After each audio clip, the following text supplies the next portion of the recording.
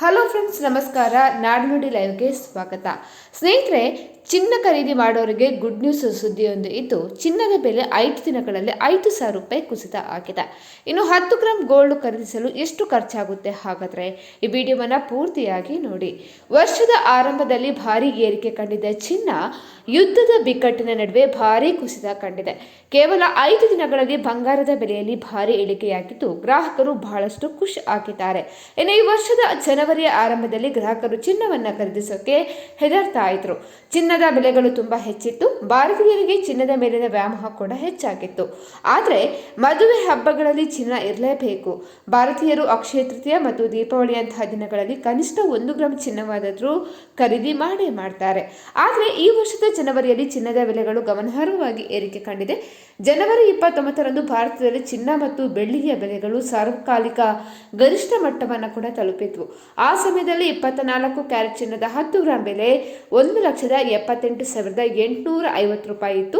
ಇನ್ನು 22 ಕ್ಯಾರೆಟ್ ಚಿನ್ನದ 10 ಗ್ರಾಂ ಬೆಲೆ 1,63,950 ರೂಪಾಯಿ ತಲುಪಿತ್ತು ಮತ್ತು ಬೆಳ್ಳಿ ಕೆಜಿಗೆ 4,50,000 ರೂಪಾಯಿ ತಲುಪಿತ್ತು.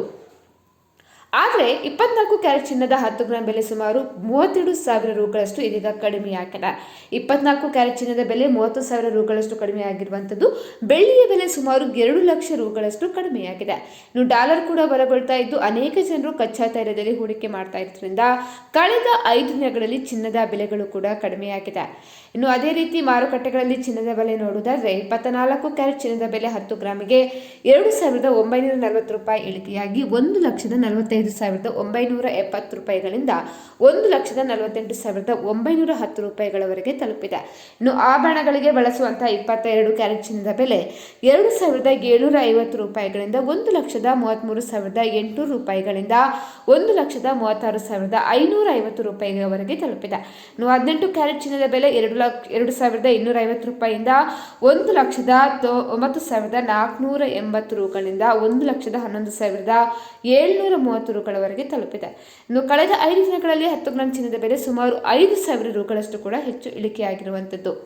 ಸ್ನೇಹಿತರೆ, ಮಾಹಿತಿ ಇಷ್ಟ ಆದಲ್ಲಿ ವಿಡಿಯೋಗೊಂದು ಲೈಕ್ ಅನ್ನು ಕೊಡಿ. ಇನ್ನು ನಮ್ಮ ಚಾನಲ್ ಅನ್ನು ಕೂಡ ನೀವು